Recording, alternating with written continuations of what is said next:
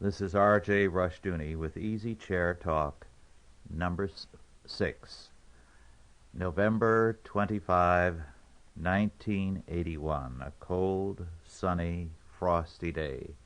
Very good easy chair weather. Well, the world hasn't improved much since 2 weeks ago when we had our last talk.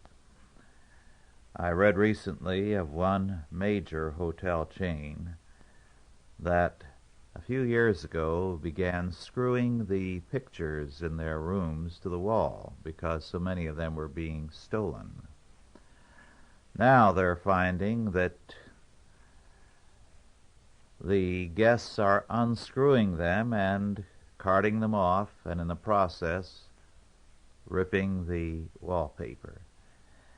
Maybe they're going to have to put such ugly pictures on the wall that nobody will want to steal them. Then I encountered another item which struck me as describing our day, our generation, about as well, about as thoroughly as anything I've read for a long, long time. In one city, state officials closed a striptease joint until it built ramps on its stage to accommodate handicapped strippers. Now, I have never gone to a striptease show, but who in the world would want to go to see handicapped strippers? Perhaps the next step will be that the state will require that they hire handicapped strippers or 60 or 70-year-old strippers. We must have equality, you know. Now that tells us something about our world. How much chance does our humanistic age have of surviving when it is capable of such stupidity? And that's the only word for it, stupidity. Well, the only question is, who is going to take over? As Christians, it is our duty to do so. When Christians begin to turn to the whole Word of God, to the law Word of God, and begin to apply it, and when they take seriously their mandate to occupy till He comes, then we shall see some changes. Meanwhile, let the humanists go their merry way, requiring ramps for handicapped strippers. That delights me. I think it's a fitting symbol for the insanity of our time. Well, now to turn to something else. In the fall 1981 Policy Review, which is a periodical published by a Heritage Foundation in Washington, D.C., there is an excellent article by Kenneth Minogue, and the title of it is The Myth of Social Conditioning. Minogue, in this study, attacks the whole concept of conditioning. He regards it, as his title indicates, a myth. Of course, the founder of this whole school of conditioning, or behaviorism as we know it in this country, was Pavlov. Pavlov made dogs salivate at the ringing of a bell because he timed the ringing of the bell with the giving of food to the dogs. Now, since then, this idea has been applied across the boards to all people, as though all people could be conditioned. We have come to believe that conditioning is a reality, a fact of life in our time. Minogue, however, says this is a myth. We can be influenced, but we cannot be conditioned, and we must not confuse the two. However, as he quotes one writer, few self-respecting Americans do not nowadays regard themselves as part of an oppressed and stigmatized group. Day after day, our sympathies are sought by indignant blacks, women, homosexuals, landlords, tenants, Irish, old people, young people. The list is endless." Unquote.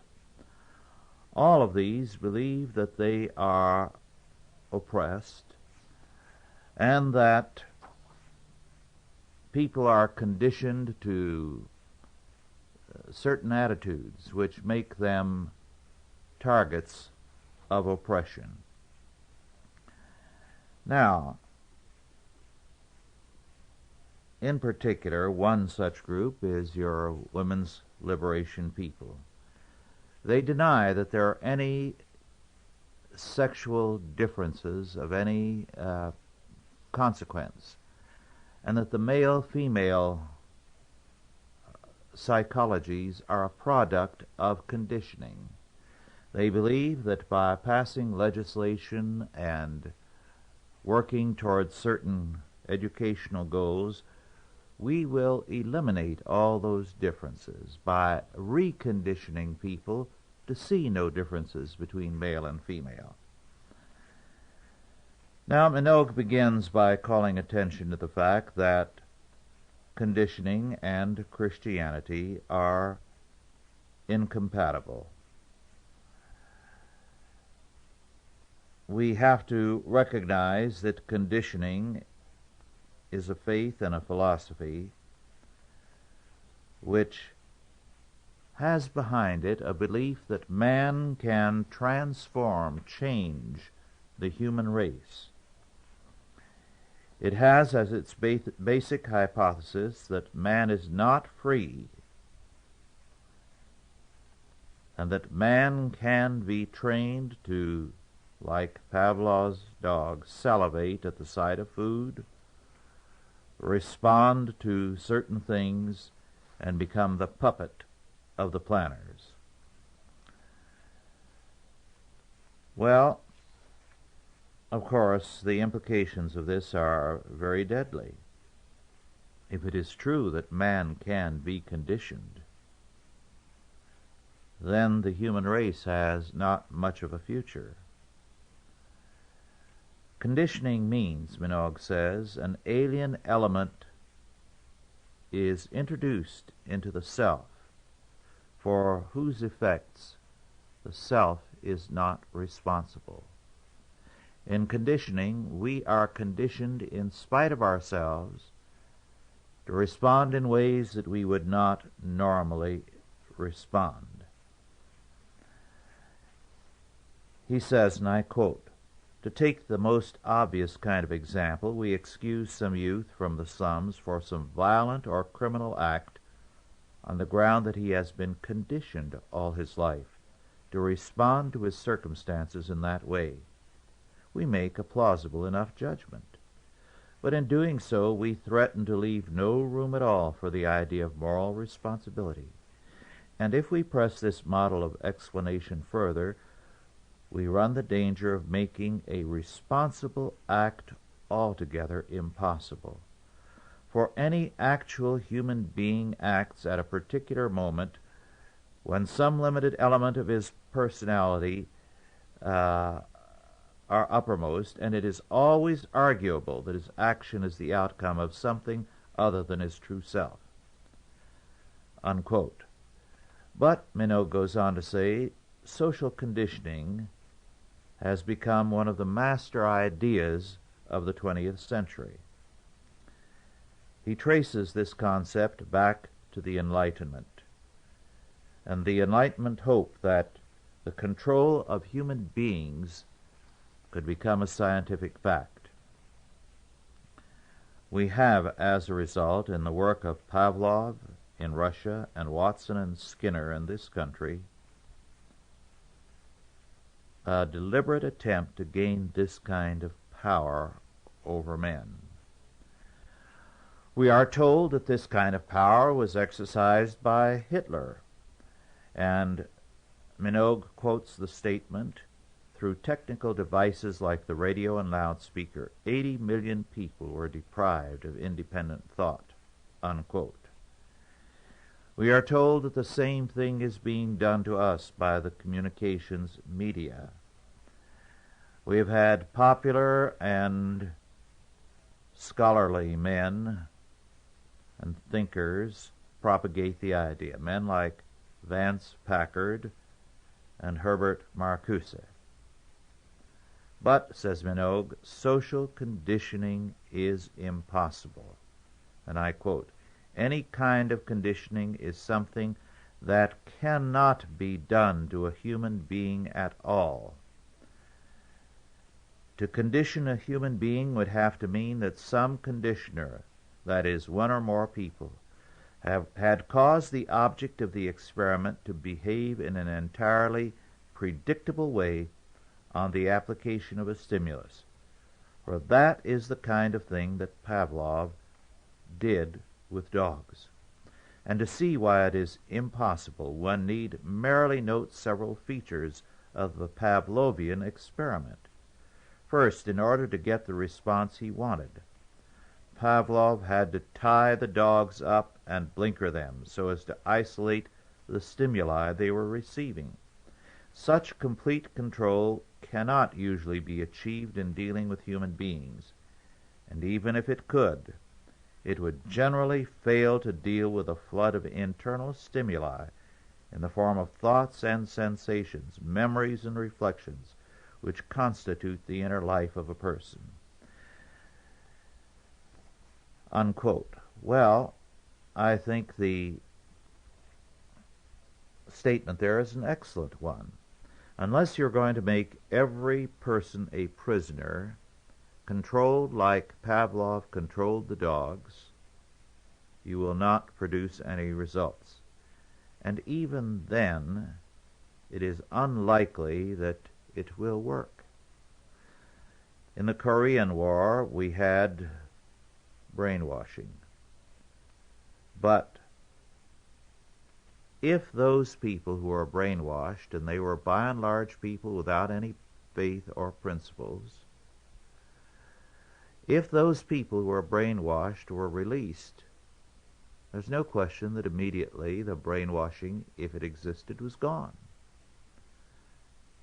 The question then remains, was it really brainwashing or was it a moral weakness? The Koreans found they could not brainwash anyone who had a strong Christian faith or a strong belief in the free market, or both. Both classes of people had a fundamental set of principles in terms of which they hated the Marxists. They knew where they stood. It was those who had no such beliefs who were brainwashed, or at least acceded to it. Not believing anything, they are ready to be agreeable to anything. When they were released from the prison camps, they went right back to the beliefs they had before they entered them. By the way, Minogue quotes the so-called remark of Ignatius Loyola, the founder of the Jesuits, "Give me the child for the first 7 years, and I will give you the man." He points out that Loyola apparently never said any such thing. It was attributed to him, perhaps mischievously, by Voltaire. But to continue, Minogue points out that the simple idea of influence has been replaced by the pseudo-scientific idea of conditioning. We are trying to view everything scientifically, and as a result are becoming quacks. To adopt the idea of conditioning, he says, is to establish a civil war within the soul, and character is then replaced by conditioning. Moreover, as he says again, this whole concept is alien to our Christian civilization. Moreover, he makes this telling observation, and I quote, "In the conditioning model, I merely discover that I have been the victim of alien influences. Self-discovery is thus impeded by the assumption that the rejected component of the self has no connection with the real me," unquote. Do you get the drift of that?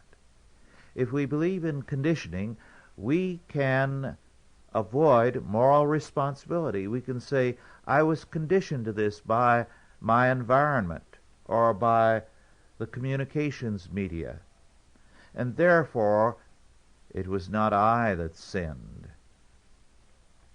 but the conditioned reflex that led to it. Dealing with the feminists, he said, and I quote, "The women who try to slough off their inherited femininity like an old snakeskin are drawn toward an abstract ideal of liberated womanhood, entirely unconnected with their individual character," unquote. The result is that they think in terms of a de-individualized personhood. And it is a good model, he says, for insanity. As a result, he says, we view a great many things through the eyes of conditioning and, as a result, through falsified perspectives. The Moonies, for example, we insist they are conditioned. This is an easy out for parents who do not want to admit that their own training of their children was poor or their child's character was poor. And the child has gravitated to some false idea because of the weakness in that child. It's much simpler to say, these baddies have taken my child and they have conditioned him. The result is we are not ready to face up to the realities of our world because we are agreeing to the myth of social conditioning. Well, so much for that very important and interesting study by Kenneth Minogue. Now I'm going to deal with 3 books, and my comments will weave in and out of them. But first, to give you the specifics of each of these books. The first by Rorabaugh, W-J-R-O-R-A-B-A-U-G-H, The Alcoholic Republic, published by the Oxford University Press in 1979. Then, second, Winston U. Solberg, S-O-L-B-E-R-G, Redeem the Time, The Puritan Sabbath in Early America, published in 1977 by the Harvard University Press. Then the third is Paul E. Johnson, A Shopkeeper's Millennium, Society and Revivals in Rochester, New York, 1815 to 1837, published by Hill and Wang in New York, a division of Farrar, Straus, and Giroux. It was published in 1978. These books have to do with the Sabbath and with alcoholism in America. Now, these may seem to be very much unrelated subjects, but there is really an important connection. What is that connection? Well, in The Alcoholic Republic, Rorabaugh points out that within 30 or 40 years of the War of Independence, the United States became a thoroughly alcoholic republic. The rate of alcoholism became extremely high. It struck every class in society, the working man, the students, the clergy, scarcely a class that was not affected, except the upper class, which is an ironic fact. It was so bad that there were problems, riots, and all kinds of troubles on college campuses because of alcoholism. Workers were becoming increasingly incompetent because of alcoholism. The result was a temperance movement which led to a prohibitionist temper which continued in this country, culminating at the end of World War I in the 18th Amendment, the Prohibition Amendment. Now, the reasons for this are traced by Rohrabach. There were, by the way, ups and downs in the rate of drinking. One thing that helped after the 1820s abate the rate of alcoholism was the revival movement. We'll come to that in a little while. Now, why, after the War of Independence, did alcoholism take off with such astonishing rapidity?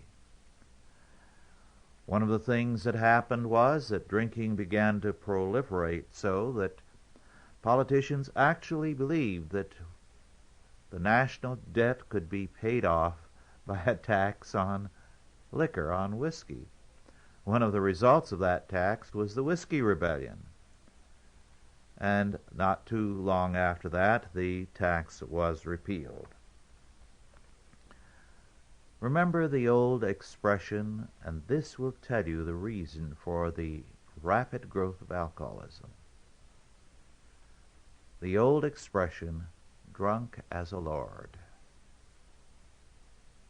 We don't hear that very often these days, but some of us who are less young than some of the others can recall when that expression, drunk as a lord, was still in use. It's a very old expression. It goes back a couple of centuries at least. And it points up a very interesting fact. There was a time when to be thoroughly drunk and drunk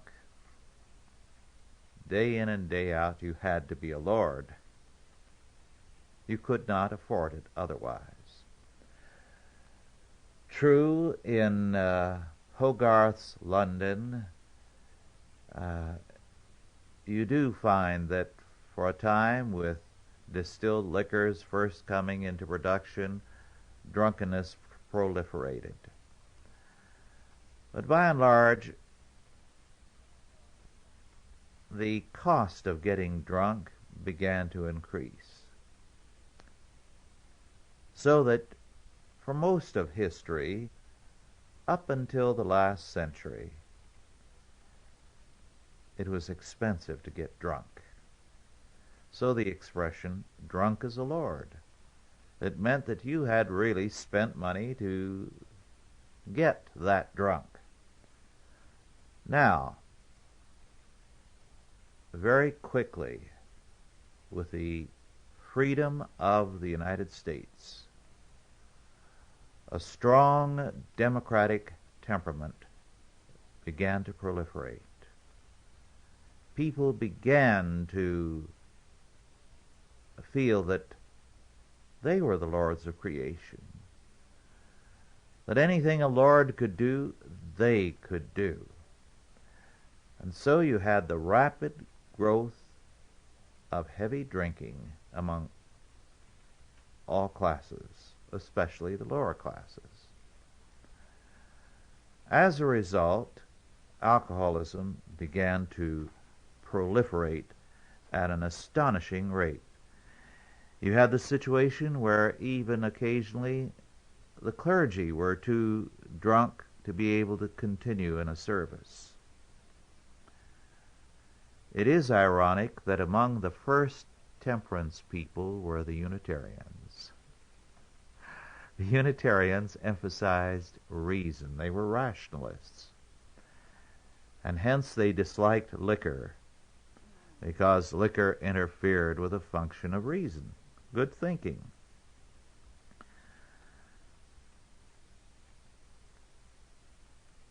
But drinking, by and large, was a rebellion against status, against social rank.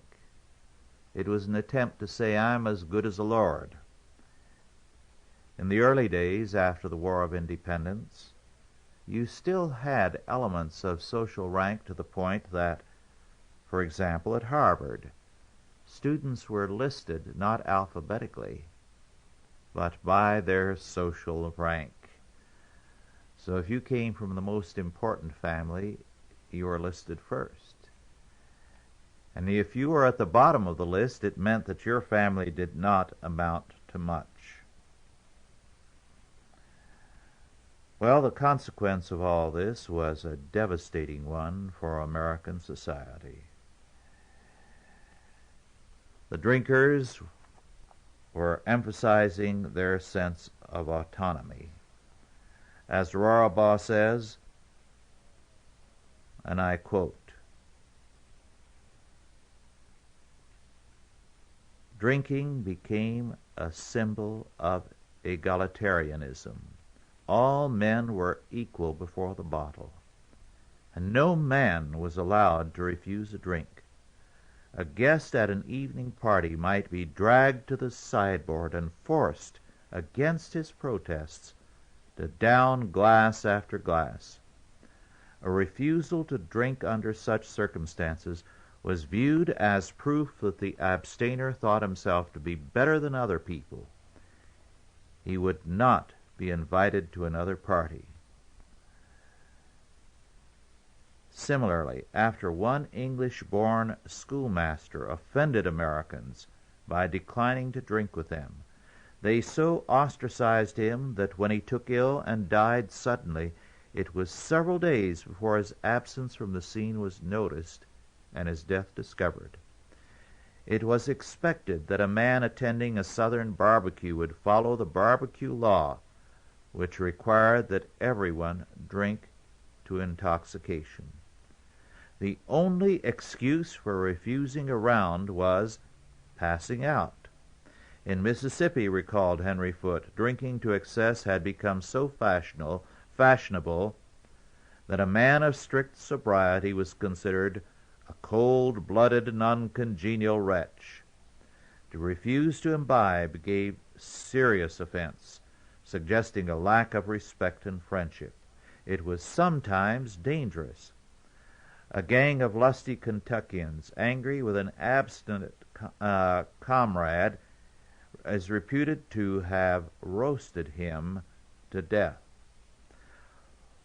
While drinking in a group made the participants equals, it also gave them a feeling of independence and liberty. Drinking to the point of intoxication was done by choice, an act of self-will by which a man altered his feelings, escaped from his burdens, and sought perfection in his surroundings. Because drinking was a matter of choice, it increased a man's sense of autonomy. To be drunk was to be free." Unquote. This is why so many political figures in those days, beginning with the young Abraham Lincoln, became so intensely concerned about alcoholism and joined the Prohibition movement. This is why also the Prohibition movement finally succeeded. It had behind it the horror of people over this propensity of the people of the United States to prove that they were as good as anybody else, to affirm this kind of new snobbishness, to be as drunk as a lord. There was also another factor in the whole situation, and it was this. Taverns were always open on election day, and the winner was the one who bought the most votes by setting up the most drinks,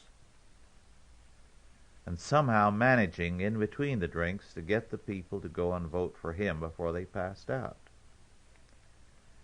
Rorabaugh points out that it was routine in those days to bring liquor to a court and to pass it to the judge and to the jury as well as to the attorneys on both sides.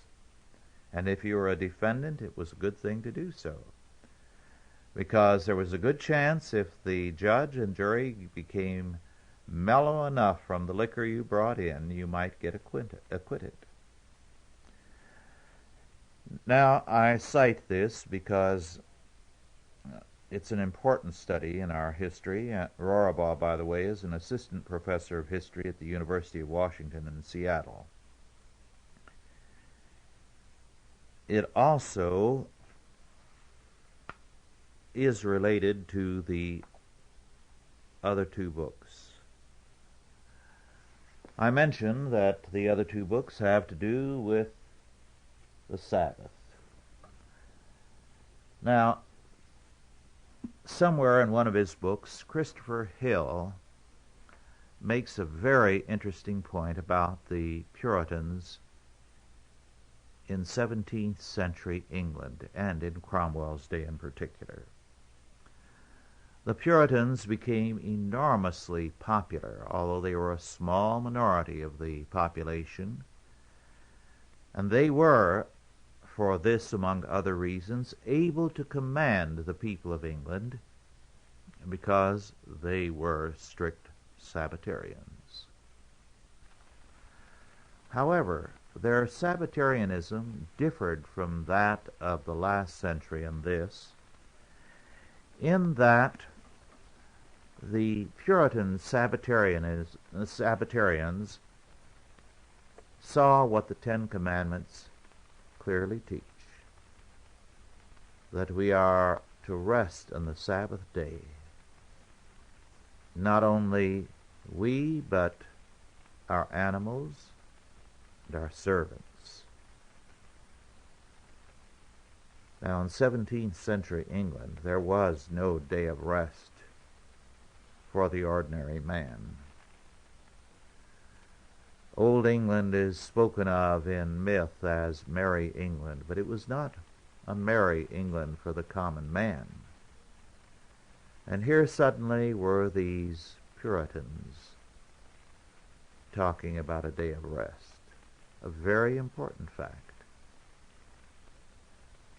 The working man in England, the common people, had lost rest when Henry VIII severed relations with the Vatican. Remember, medieval civilization had all kinds of saints' days. Some of these were days of rest. As a result, there were a considerable number of days in the Middle Ages when men did not work, when they had rest. Those days, those saints' days, holy days, were swept aside by Henry VIII and by Catholic monarchs as well, by the way. The result was a tremendous depression in the circumstances of the common peoples of Europe. We talk about medieval serfdom. It was a picnic compared to what came to pass in Europe with the Enlightenment. The worst horrors were those that overtook the Western world with the Age of Reason, About the same time, by the way, the common man in old Russia became a serf. There had been no serfdom in medieval Russia. It began only with the age of the Enlightenment. One of the things the Enlightenment did was to separate a man from his fellow men. The socially elite, the nobility, the royalty, the intellectuals, no longer had a common bond of faith with the rest of society. Now, granted, the medieval era was not ideal, but there was still then a sense of unity because of the faith. With the Enlightenment, that disappeared. Well, the Puritans, by their emphasis on the sanctity of the Sabbath and the requirement of giving one's workers rest, became very popular. A lingering respect for the Puritans among the common people of England lasted generations after the day of Cromwell. They remembered what the Puritans had done for them. Well, the Sabbath as we have it in New England was a carryover of the Puritan Sabbath in the early days. Moreover, one of the things that marked that age and this country to, let us say, the 1820s was that a man who had a mill or a shop or a small manufacturing plant usually housed his workers in his own home. Some of those homes were rather large. Or there was a place in back where these men slept. They were fed by his wife or by his servants at a common table where the employer and the workers sat down together. The result was that there was some sense of a family relationship between an employer and his employees. If you sat at a table with a man morning, noon, and night, 7 days a week, you would begin to be concerned about him. You would go to church with him. His sickness was then a family affair. As a result, there was a very different situation before the 1820s than that which followed. Parenthetically, let me quote a statement from the book by Solberg, which I think is very good, from a preacher of the day. Where there are no law sermons, there will be few gospel lives, unquote. They had some sound thinking in those days. Well,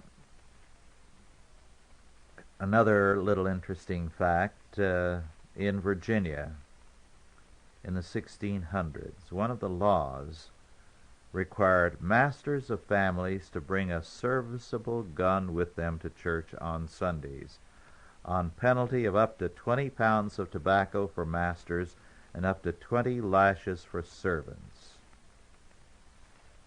Very interesting rule, but it was necessary for defense, because on a day like the Sabbath, when all men were preoccupied with worship, an Indian attack was all the more likely. Solberg also makes this interesting comment, and I quote, "Sabbatarianism was also significant in conditioning attitudes toward economic life. The Puritan teaching sanctified enterprise and proscribed idleness by enjoining men to work 6 days a week and rest on the seventh. Thus, Sabbatarianism was an important stimulus to the growth of capitalistic and industrial society. But the ethical component of the theory held that life meant far more than personal or social success. In reality, the doctrine of the Sabbath was socially progressive. The strong social case for the enforcement of the Sabbath rest has been obscured by historians who repeat anti-Puritan propaganda about blue laws and the killjoy side of Sabbatarianism," unquote. The blue laws, by the way, were a myth. You can buy a copy of them, but they were manufactured by a Tory critic of the Americans during the War of Independence. But now to get to the point.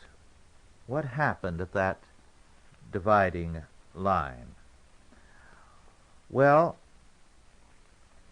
in the 1820s, a millennium, a shopkeeper's millennium, as Johnson describes it, took place. It was a society in which the small shopkeeper came into his own. Life was very good for him. He began to prosper. A new society was being created, and the growth was phenomenal. But there was a penalty in all of this. It meant that as he progressed and grew, he was hiring more and more people. He was no longer housing his help, whether he had a shop that manufactured or that sold, and a distance socially began to develop between the employer and the employee. So it was a millennium of sorts for the shopkeeper, as Johnson describes it, but it was also a critical stage in the development of society, because the family previously had included the workers. They had been a part of the fellowship. They went to church together. They did all things together. Now they had to have separate housing. There was less personal concern. And it was about that time that you began to see the development of rather ugly conditions of work. Long hours, poor pay, no concern by the employers. And little by little, our society became de-Christianized. You had, for some people, 7 days of work, 365 days in the year. Now, my father-in-law grew up in that old order, and in his early years worked long hours every day of the year with no time off for Christmas or Thanksgiving or any other day. That was the reality of America. And in this situation, the church stumbled and fell flat on its face. It began to throw the book at the working man in the form of strict Sabbath laws, closing the bars, but not improving working conditions. And the church gained the reputation of being nothing but a killjoy.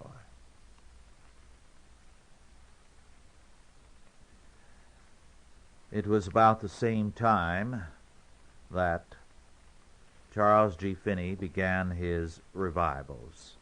In fact, he began them in Rochester, New York. And it was from there that the revival spread across the whole country.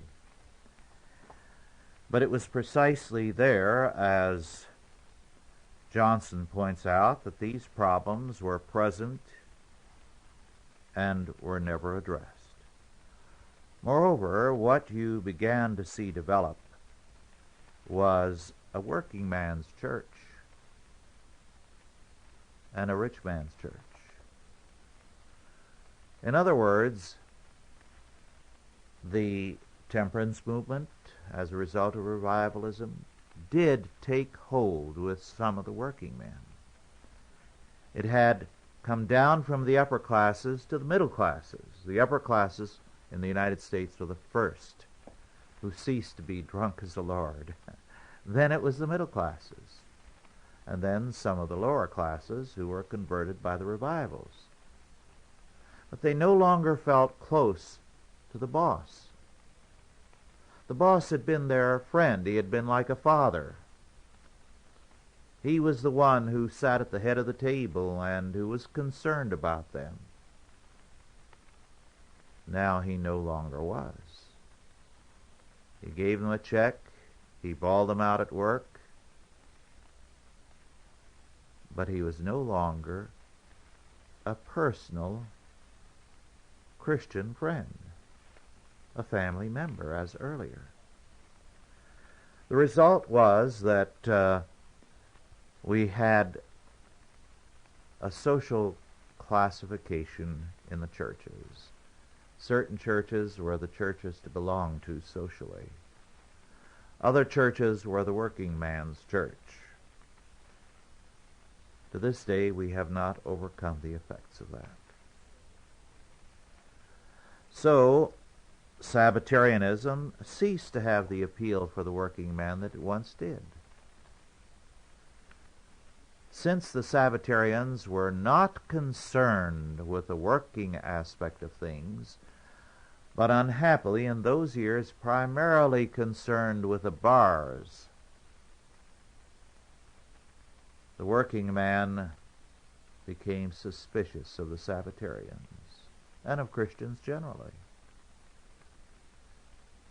In the day of the Puritan, the working man saw the Christian, the Puritan Christian, as his friend and champion, a man who wanted to see him freed from intolerable labor, a man who recognized that under God he was required to be given rest and to be treated humanely. Now they no longer felt that way.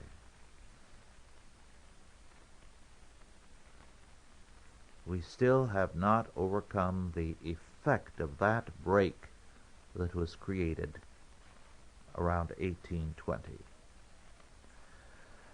Well, now I want to turn to something very different. I'd like to read something to you,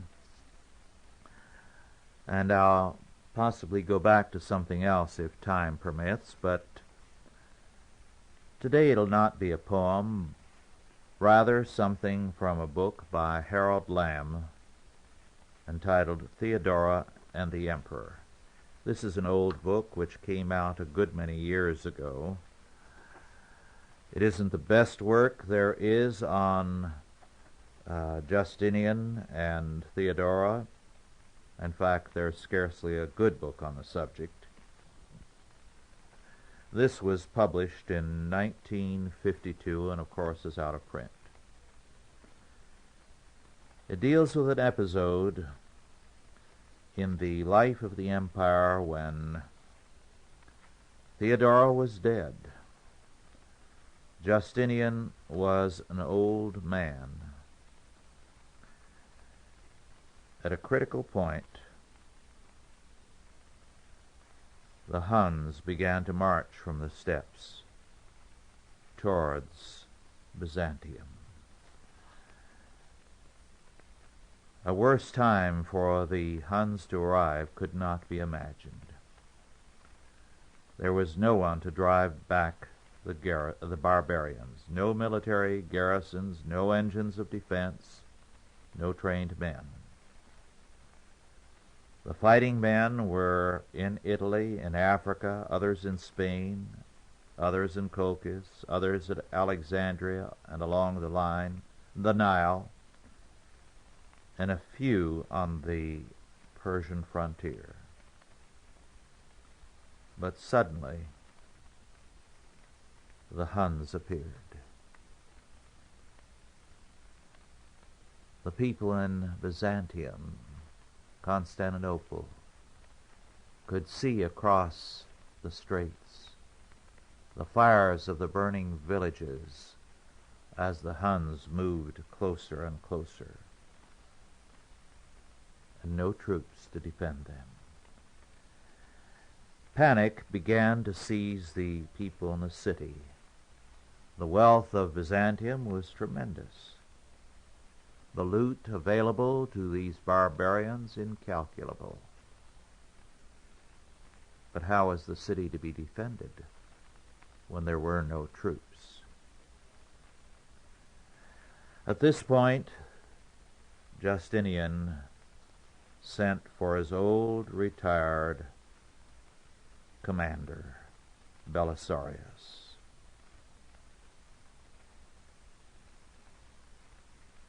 I'll read from this point on what happens. The veteran commander could not, of course, muster an army in a day. The last militia had been lost out on the long wall. Then, too, the city armories had been stripped of reserve weapons. Going out of the palace, he paid no attention to the nervous crowd of patricians who formed in a sort of line in obedience to the emperor's summons. Instead, he told announcers to run through the streets calling, "Belisarius is going out with the standards. He asks for all who have served under him." Such veterans were to meet at once in the Strategium Square. In addition, all horses were to be seized from carts and litters, and even the inviolate stables of the hippodrome chariots. Belisarius wanted swords from the houses, spears from the theaters. Every bit of armor hung in the halls, especially the helmets with the plumes of his old comitatus. Above all, he wanted casting weapons, javelins and bows, planks from the shipyards, poles, axes, sailors and peasants from the countryside. He wanted all of those. Although close to 60 years of age, he still made a fine figure in helmet and cuirass, under the faded red mantle. When he rode to the Strategium, he had the standards with him. From the alleys, men hurried after him, shedding cobblers' aprons and porters' shoulder pads. Out of the taverns they staggered, their heads dripping from rinsing in water butts. They galloped in on stolen horses. Belisarius hardly remembered many of their faces, and the veterans identified themselves by familiar names, by the pits of Darus, the 10-mile mark, and the Milvian Bridge. Walking among them, he sorted them out, talking with the old men casually, telling them that this business of driving off Huns needed the old army. There was a pallid and massive merchant who held his head still with his hand on the shoulders of an anxious boy. "Illustrious," this one called out, hearing his leader's voice, "Fotis, flank man of the first Illyrians." Studying the soldier's face, Belisarius passed his hand before the other's eyes and noticed that they did not move. Judging Fotis to be blind, he shook his head at the officers following him, responding quickly, "Then you are the Fotis who was wounded coming out of the aqueduct at Ariminum. Wait here. I want you to tell the recruits about that." He seemed to be making a jest of his rounds among the biscuit eaters, as they were called. Quick to catch his mood, they flung back jokes. "The biscuits are maggoty, master. This chariot steed will go nowhere but around a post. If we frighten the Huns, we'll never catch them. Have we cooks, or will we eat out of the Huns' pots?"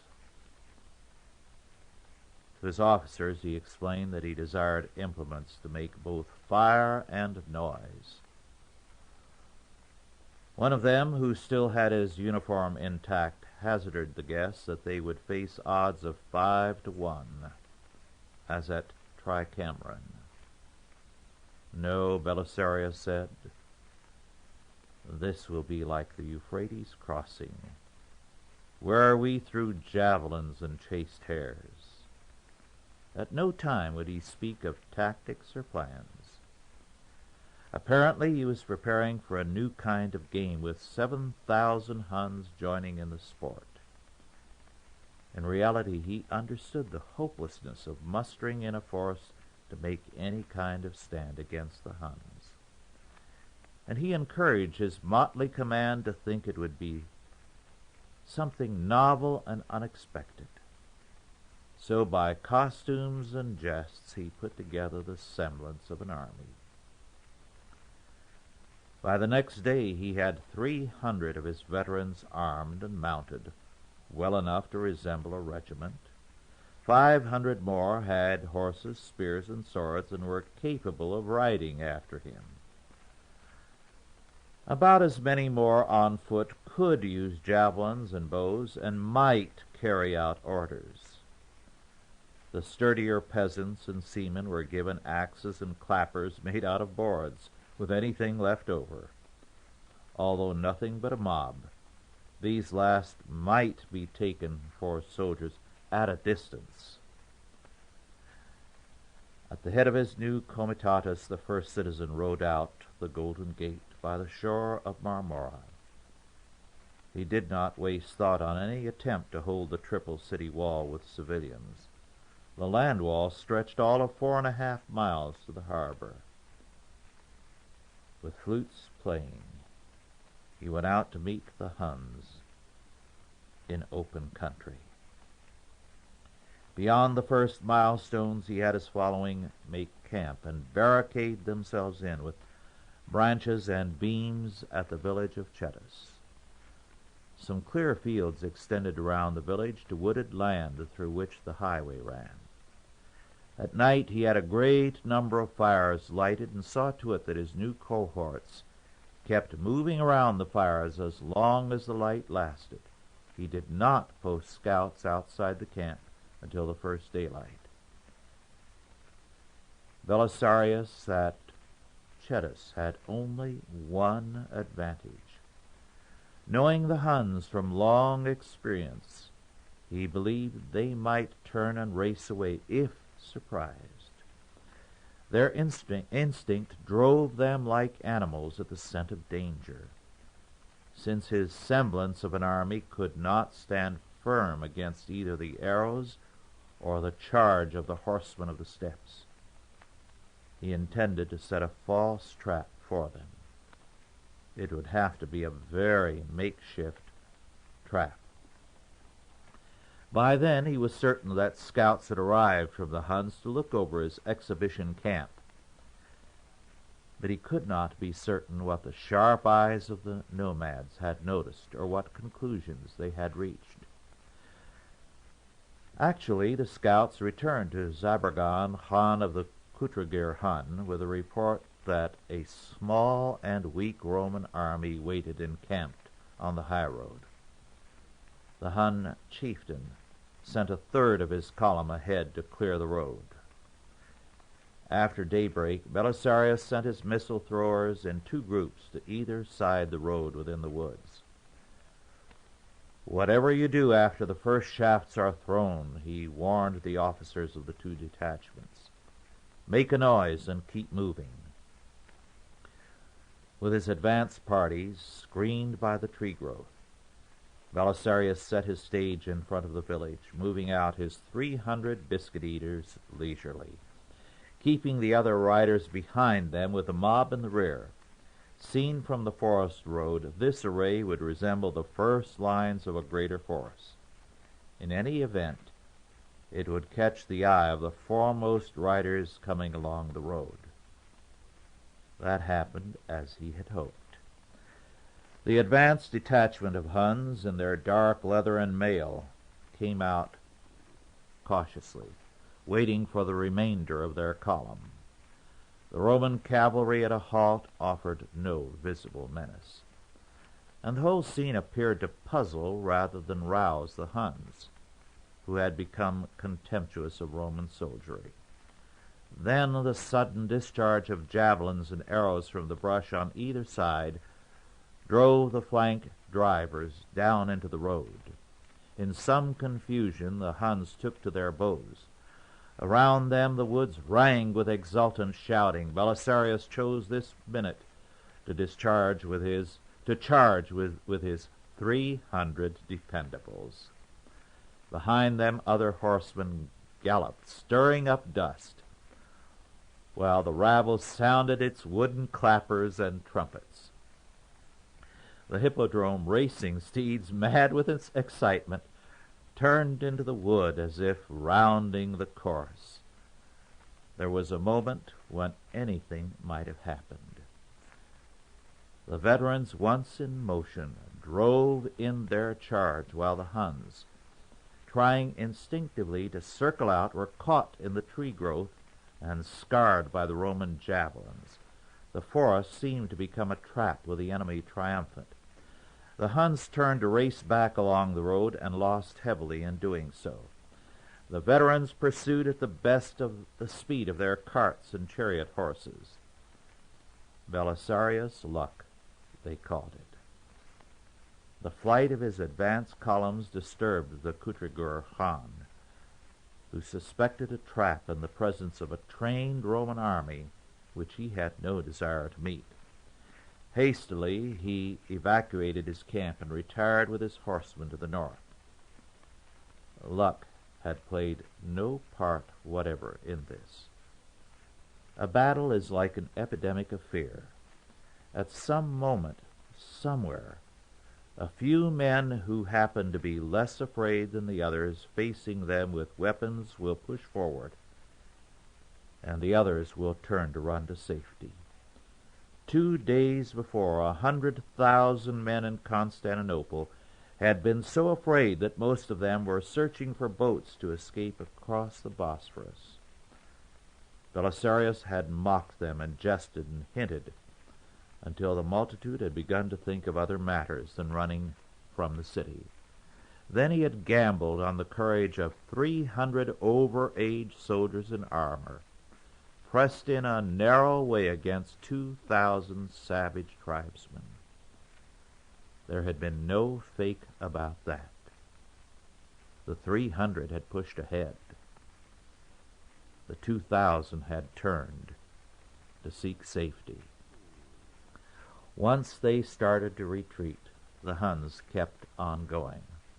They carried off loot enough to satisfy them, and to Zavaran Khan, at least, it now appeared too painful a business to try to rush the walls of the imperial city. To that extent, the civilized fighter had outguessed the more powerful barbarian. Well, once they turned tail, they kept running. And Belisarius, what happened to him? He became so popular that he was demoted and his property confiscated by the jealous Justinian, not one of that great man's good moments by any means. A little later it was all restored by Justinian. But Belisarius never cared. He was an old soldier who was happy for the chance once again to serve his country.